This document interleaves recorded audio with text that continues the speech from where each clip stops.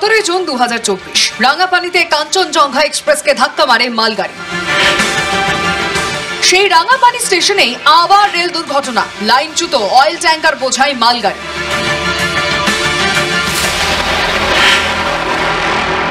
যখন ইয়ার্ড থেকে বেরিয়ে এই লাইনটা ধরে এই মালগাড়িটা নুমালীগড় রিফাইনারিতে যাচ্ছিল তখন দুর্ঘটনা ঘটে। বিকট শব্দ, দুটো বগির ক্ষেত্রে অন্তত 8টি চাকা, অর্থাৎ চাকা থাকার কথা এখান থেকে সরে গিয়েছে ওখানে।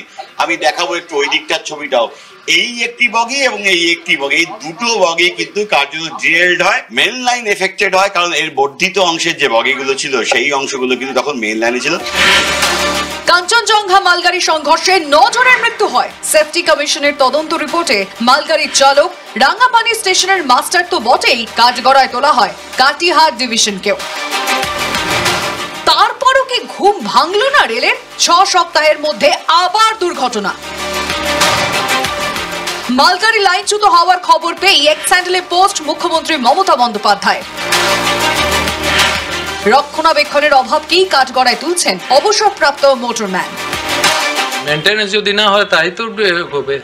যদি মেনটেনেন্স ঠিক না হয়, স্টাফ কম থাকে, সেরকম লোক সক্ষম লোক না থাকলে তো এই যে ফাটল হয়ে যায় রেল লাইনের মধ্যে, যদি সেটা না ধরা পড়ে তাহলে তো ডিরেলমেন্ট হবে, ফাটবে, লাইন ফাটবে, ডিরেলমেন্ট হবে, লাইন চওড়াও হয়ে যেতে পারে, অনেক রিজন আছে তার।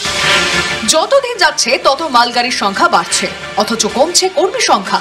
দেখভালের অভাব, তাই কি বারবার দুর্ঘটনা? উঠছে প্রশ্ন।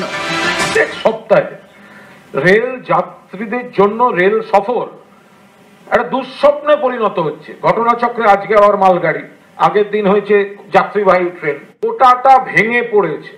দু একটা নতুন ট্রেন এনে পতাকা নেড়ে উদ্বোধন করতে প্রধানমন্ত্রী ছবি তুলতে বেশি আগ্রহী। কিন্তু এই লাইন বেলাইন এগুলো কি সবসময় রেলমন্ত্রীর হাতে থাকে? মুখ্যমন্ত্রী যখন রেলমন্ত্রী ছিলেন 54টা অ্যাক্সিডেন্ট হয়েছিল, 850-র কাছাকাছি ট্রেন বেলাইন হয়েছিল, 1400 মানুষ মারা গিয়েছে। দুর্ঘটনা কেউ ইচ্ছা করে